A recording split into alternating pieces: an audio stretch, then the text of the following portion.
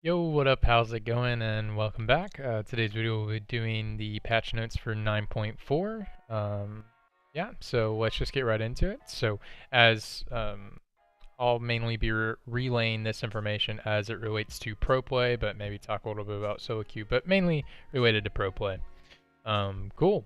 So looking at the Karthus right here, so preseason changes to Dark Harvest's runes were more than just a little nice for Karthus. Now he's everything and ruining your life, that's for sure. Less damage and layways to help opponents. 5 damage, lol, blah, blah, blah, blah. So 5 damage nerf on the base damage, and 10 damage nerf on the single target damage. So this doesn't actually change anything in terms of Jungle Karthus at all. It doesn't actually change his clear speed. I don't think these damage increments change anything at all. If you're kiting the camps how you're supposed to. So this actually doesn't change anything for Jungle Karthus because you're mainly just farming and then pressing R anyways. So this doesn't actually do anything to that. This does hurt laning Karthus, which does make sense because he's actually strong in lane as well. He's just a strong champion overall. So this does hurt Karthus' ability to clear minion waves as fast, because you will be using this to clear minion waves. So these damage increments probably does hurt that, but probably doesn't hurt the champion at all in terms of his actual damage output to champions, because you're mainly...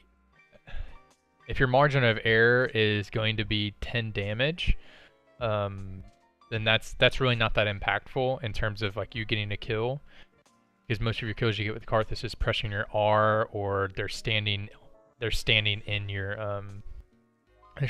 E anyways, and you're gonna miss half your Qs. So that isn't all that impactful. So, but what this does say is that they're trying to figure out how to nerf Karthus correctly, because this isn't the nerfs that they had on the PvE. They had a lot of nerfs to his R and stuff like that. So they're trying to figure out how to nerf him correctly. So this is fine. He's still going to be really strong in the jungle and fine in lane as well. Cool. So Lucian Ardent Blaze. So they're upping the mana cost quite a bit and lowering the damage a little bit. So this is a pretty impactful nerf. So something interesting, if you watch the Dive podcast, they talked a little bit about this as well. They said maybe this will allow Lucian to be played because he's banned in almost every single game. If you watch like LCK or anything like that, he's banned, or LCS, he's banned in almost every single game. So this might allow him to be played. I think this might just change his trading pattern a little bit. Which will hurt his laning phase a lot. So something that Lucian players do a lot nowadays is a way that you make up for Lucian's lack of range is that in lane you're able to match range by poking with your W as well as stacking up your mana flow band. So at this mana cost, that is probably not viable to do unless maybe I'd really have to check the specific stats, but this might just incentivize the build that some people were moving towards, like Viper was, where you just take Doran's Ring rather than taking Deep Blade or D Shield in lane. So it might just further incentivize taking that build. And still taking the 3 points in W for poke in lane, and the AP scaling. It's at 90% AP scaling, I think. So I think Lucian will still be really strong in the meta, but this is pretty impactful for how he'll trade in lane. It might just incentivize building that bind Doran's Ring. It might just incentivize that build, and he might be fine, because a lot of people were already building him that way anyways. So that might just make him fine in lane. So this might not actually change a lot, but it might. It might change his trading pattern. It might make his outrange matchups feel a lot worse than they already feel. So he might not be able to match range with his W, so he might go back to doing like full Q max in lane, that type of stuff. Cool. Rec side, this is a lot of quality of life changes, but this champion's still pretty terrible. R is now undodgeable. So the R thing is the only thing that's kind of interesting. The rest of this is just quality of life changes. So if you're an adamant Rek'Sai player, a lot of this stuff will make a lot of sense to you. You don't see Rek'Sai a whole lot, so this is all quality of life changes is what these are. The 25 Fury is pretty nice. Getting that on your burrowed ability is nice. The Void Rush thing is what's cool, is making it more reliable. Enemies can now only dodge Void Rush by dashing or blinking massive distances away from Rek'Sai. So I guess this is like, I guess just what this means is like Akali ult flashes maybe, or like Kaisa ults away, like really far. Is I'm trying to think of what is what is defined as a massive blink. So maybe those types of things. So what this is meaning is I don't think you can flash the ultimate anymore, because R is undodgeable. I don't think you can flash the ultimate, it says, by dashing or blinking massive distances away. So I think maybe like Kaisa R, or like a Kali R flash, something like that. Or anybody who has a dash and then a flash. Maybe Echo R, um, from for a big distance. Okay, cool. So here is a small Sylas nerf. So a lot of people have a bunch of mixed opinions about Sylas. I think as far as on pro play, situationally, Sylas seems okay. So this nerf is a little weird. It is nerfs to his base damages, so this does hurt tank Sylas. It doesn't really change all that much for doesn't change all that much for AP Sylas. So incentivizing more of the AP build. A lot of people have a lot of mixed opinions about Sylas. A lot of people think Sylas is trash. He has had some success, but I think he's still really situationally within the games. You know, if he has good ultimates, and also requires high mastery on the champion. I mean, you see Chovy play Sylas, and he did have a lot of good ultimates to steal, and it looked really good. But then most of the time, Sylas seems so useless with the tank build. So, I think this champion needs not. I think this champion needs a little bit more figuring out before he needs to be a lot touched. I don't think. I think he needs more figured out before he needs to be touched. So I'm not a big fan of this nerf. I think he just needs to be figured out a little bit more. Just played around, because people still seem to want to play him even though his win rate is dog and he's having a lot of trouble with. People keep playing him, so because I guess they're having a lot of success in scrims, and his kit does a lot, and his kit is really cool. So I'd really like to see him just get played more, just get tested, and to figure out if actually needs a nerf or if he needs a buff. So I'd like to see him get figured out a little bit more. I don't think he's completely figured out yet. Okay, cool. So Thresh is getting reverted to right before Worlds, so it's like patch 8.16, 8.17, something like that. For his oppressive laning phase, so increasing his mana by 10 and increasing his cooldown a little bit. So it's just +4 at rank 1, which is the most impactful part. But then when you get to rank 3, it's 3. Some people max Q, some people max E. So this is just further incentivizing maxing Q for the cooldown reduction. I think a lot of people max Q anyways for the cooldown reduction, because cooldown reduction is insane. I don't think this actually changes much of Thresh being like one of the best supports, so I don't think this changes much, but this nerf is fine. Thresh is really powerful because of how powerful Aftershock is, and as well as just his maneuverability in the mid game is so good. I think a lot of comps that are really good, like comps that rely on like Ezreal and Zoe, are really powerful, and so a lot of the pick potential and maneuverability a Thresh can do, as well as how well he's doing into a lot of champions that are meta right now, so it makes Thresh really powerful. So his maneuverability around the mid game and around the early game makes him really powerful. So I don't think this nerf does a whole lot, but this nerf is nice. He definitely is really powerful. So this nerf is nice. Okay, Urgot getting a huge nerf. So these mana nerfs are huge. Some of the biggest mana nerfs ever. So 65 mana at all ranks is huge. 80 mana is huge. And then the base shield and base scaling. Base scaling is halved, and base shield is like halved at ranked 1. So it'll incentivize you to put points into it, which some people put points into it in a negative laning phase. So looking at this, this is definitely taking him off of being the king of top lane. This is when I look at this is definitely making his bad matchups feel a lot worse. So the matchups that he was already doing poorly in, like the into those like matchups where he gets outranged, like into Kennen and the Jace. These are gonna feel a lot worse because his shield, he can't proc his shield as often as he wants to. His shield's gonna be smaller, and he can't actually trade back as effectively. What this also will probably do is maybe alter his build path, because the amount of mana cost that this is, if he actually wants to be able to trade in lane effectively, he might have to build a Glacial Shroud early in lane, so this might alter his build path rather than just building Cleaver then Glacial Shroud. You might need to build Glacial Shroud then Cleaver. So this might completely alter his build path. So this is a pretty big nerf. Definitely he'll still be playable situationally. The thing about top lane right now that's pretty interesting, that there's a lot of bad champions, not a lot of good champions, and so they're still trying to figure out the meta. Like, there's no king, there's no like super supreme top laner like how there was at Worlds, how there was Urgot and Aatrox, and then Victor came along.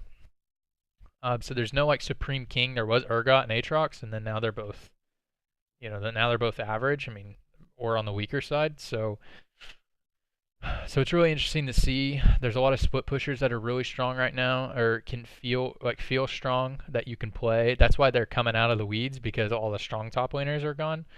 And so split pushers are really playable. You can play that type of strategy. So Urgot's going to be really situational. You can't just blind pick him anymore, because people will just pick Jace or Kennen into you. Or just pick or split pushers that previously didn't have a very good matchup into him will probably do fine, because he actually can't trade back as effectively. So feels real bad for Urgot, but definitely needed something to happen. But this nerf is actually huge. So this nerf's pretty bad, but still will be played situationally because his ult is so impactful and his ult is so great. But these mana things are crazy. This mana stuff is crazy. He'll have to alter his build path to actually be able to trade in lane. Okay, so Yasuo nerf, so nerf in base AD and critical strike damage on his Q. So this is just this is a slight nerf. This is actually just a slight nerf before crit items were reworked. So crit items were just reworked in the last patch. So this is just a slight nerf before pre-crit rework. So I think this is just slightly weaker than pre-crit rework, which is fine, because Yasuo, if you're good at Yasuo, he was already really good. So this is fine. So slight nerf, but he was already like, if Yasuo is getting banned in like high presence in pro games, then you know Yasuo is really strong. So this nerf is fine and probably balanced. Cool. So Zed got changed a lot in this. So base growth stat got increased a whole lot. Damage got increased. Base damages on a shuriken got increased a fair amount. That's pretty good. 10 damage, 10 damage, 10 damage, 10 damage. So just 10 at all ranks, and then scaling increased. This is really like quality of life right here. Cooldown decreased. Cooldown's really important for laning phase. That feels really nice, because cooldown is like so long in lane. So that helps him trade a little bit better in lane. And then removing the Reaper of Shadows is really interesting. So that's compensated by increasing his attack speed growth. And the AD scaling is where that's compensated for not having this. So a lot of people look at this and they're like, this is a nerf, but it actually isn't, because it changes its playstyle. So rather than you're scaling or relying on you like collecting marks, kind of like how Rengar wants to collect the Bone Tooth necklace, you don't actually have to rely on that, because now it's in your base stats. Not quite as powerful as if you killed each person on the map, right? And collected your death marks, but now you don't feel like you have to do that. So it changes your playstyle to make you feel more independent, and actually more powerful in the side lane. So this is actually a straight buff to Zed. This is actually a pretty good change. So this is a straight buff to Zed. So might actually see him in some pro games, and probably some niche situations. Could combo with some Karthus type of stuff, but a lot of people don't even like playing Karthus anyways. So could be interesting to see. He could actually get played a lot more in pro play from this change. It makes his play pattern more versatile, because you can actually just play more independently as Zed, because you don't have to rely on your death marks. Cool. Conqueror is updated. Alright, so here's the old Conqueror. So everybody should know what Conqueror does already. So here's the new Conqueror. Damaging attacks and abilities grant 3 to 15 adaptive force. Levels 1 to 18. It's important that you note that it's adaptive force and not attack damage. So this is lower. So this is lower value. This is lower value if it's AD. That makes sense because adaptive force is higher if it's AP. So it's lower. It's going to be a lower value if it's AD. For 3 seconds. This is a stack. In 8 seconds or melee, stacking up to 5 times for a maximum of 15 to 75 at 5 stacks. So this is scaling to levels in each stack, right? So each stack is 3 to 15, scaling up to 15 to 75. 10% of your damage against champions is converted to true damage, and you heal for that amount. So this rune's just pretty cool. It's a nerf in terms of laning. But late game might feel really nice because you just get the healing back, so it might be really nice on like champions like Riven. You just get that healing while you're doing like your AOE spells and stuff like that. So I was just thinking Riven specifically at that moment, but in laning, it definitely changes how you trade because what they're trying to get rid of is you don't proc this on minions anymore, so you can't stack it up on minions. You actually have to go in and start stacking it up on your enemy. So when you go in the trade, once you first hit your enemy, you immediately get stacked. So you're not something they talk about here. You don't feel defenseless when you go in, but it definitely ramps up. And then once it ramps up, you're feeling good. So extended trades are what you do with Conqueror. So this is definitely like a late game rune, or if you're a champion that can fight with extended fights. So something like Jax, where you can jump into somebody and you're counter striking, so you're in a defensive mode and you're able to start stacking it up. So I'm thinking like this will feel really nice on Jax still. Well, the champions that already wanted to use it will feel nice, but you can also build this on AP champions, so it'll be interesting to see what AP champions will come out and take it, and then also you can take it on a lot more like 80 carries and stuff like that too. So be interesting to see who ends up coming out with that. The champions that previously took Conquer will still love this rune. Just the play pattern will be a little bit different, and it will take time to ramp up in fights. But I think late game this is a buff, but for lane it's definitely a nerf. Cool. Essence Reaver, attack damage increase. Cooldown reduction is now unique. That doesn't really mean anything because you're not building this twice. This is just disincentivizing you from building this twice. Because some people were building it twice. I think like Gangplanks are building it twice or something like that. So this is just a little bit of a buff. I don't think this gives Kaisa her upgrade. I don't think it does. No, it doesn't. So people are rushing us on Kaisa. It doesn't give you the upgrade still. So you still have to build a pickaxe with it. I think it'll give you your upgrade, but I don't think this is a good first item for Kaisa. The only person who was doing that was Ruler, I think. Was the only person who was doing that. But anyways, maybe Ruler, maybe Teddy. Maybe it was Teddy. I don't know. But anyways, this is just nice for the champions who wanted to build up champions like Xayah, maybe Jhin, maybe Ashe, champions who wanted to build that first time. So this is just nice. Cool. This is just the hotfix thing that you all should already know about, where you can't do the Frostmancy stuff in the top lane. So everybody should already know about that. Cool. Base growth stat doubled, so that's really great. So this will make Azir more pickable situationally, because his scaling is a lot better. So already seen Azir picked a little bit. Pawn picked him in a game. So this could make Azir pick more situation. Mid lane's a little bit wide open. A lot of, with all the assassins and Aurelia and all those champions getting nerfed, a lot more champions have come in mid lane. So this can maybe get Azir to be played situationally. It definitely doesn't make him like top tier or anything like that, but situationally maybe get played. Gnar base armor growth stat and base magic resist growth stat. These are pretty nice. Gnar hasn't been played in a million years, so these are nice. Top lane's pretty wide open, so maybe we could see Gnar getting played. That's pretty nice. Hecarim's getting slight performance boost in his early game. Competition. Mana cost. I don't think that actually changes jungle at all.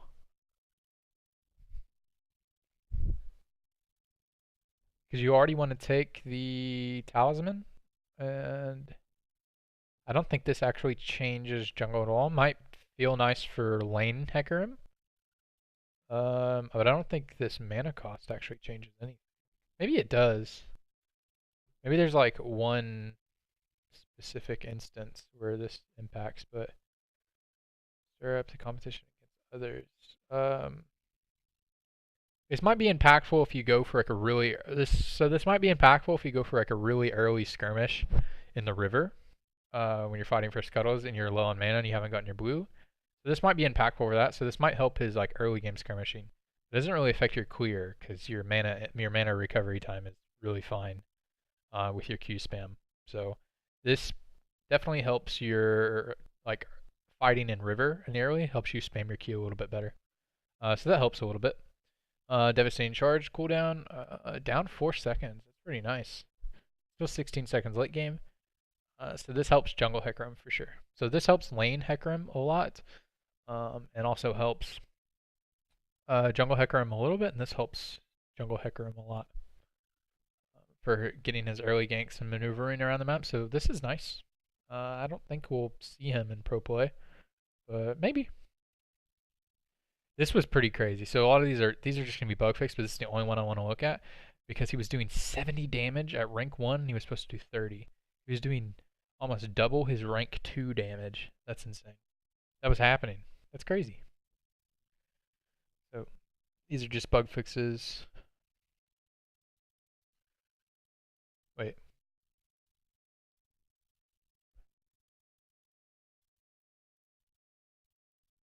Yeah, those are bug fixes, but then this was a real one.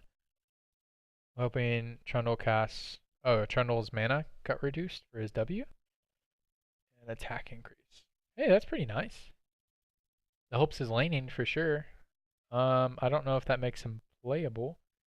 Trundle's really good in the tanks, and tanks aren't really playable, so um, that just is nice. Cool.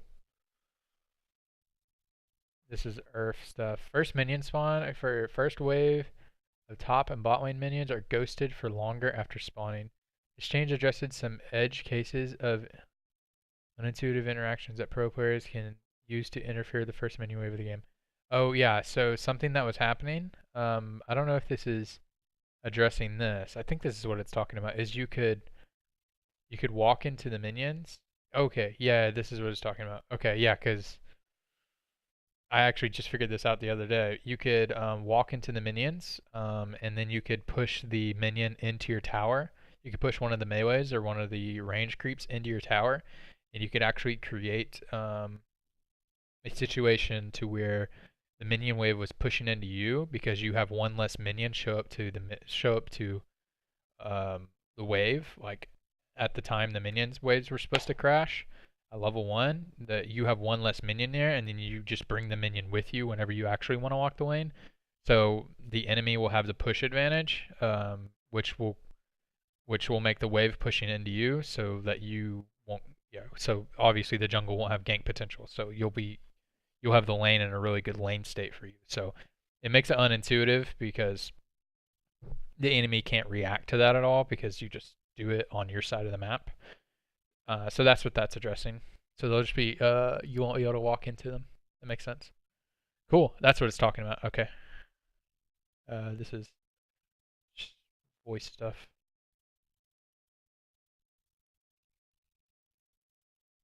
Challenger opens, LP splashing. Can now put your off positions into. Oh, okay. So it can now promote you. You can now get decay warnings for your off positions. Okay. Once you've gotten a ranking mode, it'll upgrade. Okay. The animated celebrations for promoting into a new tier now includes your summoner name. Okay. Hovering over your split points now shows how you earn those points. Okay. Grandmasters. Okay. Okay. Okay. Here's the skins. Cool. Um. Cool. Let's see if there's anything to talk about. The champions that weren't nerfed that are really strong. Let's just see. Just look at a game. Ezreal wasn't nerfed.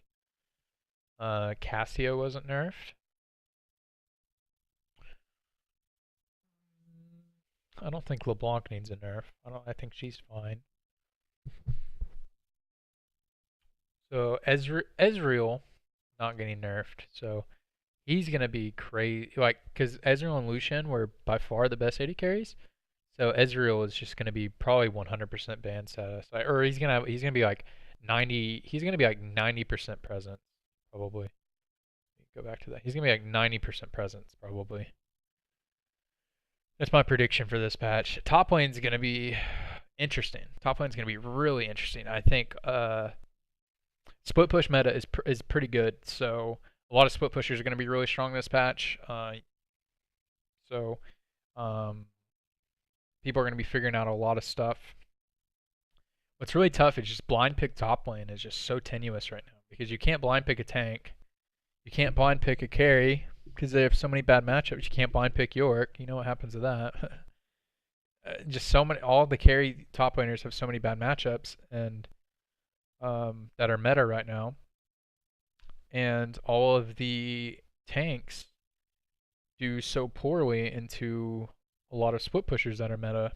So top lane is really interesting. I think the only blind pick, really safe blind pick top laner is probably, feels kind of weird saying safe, but blind pick top laner you can probably safely pick is Jace.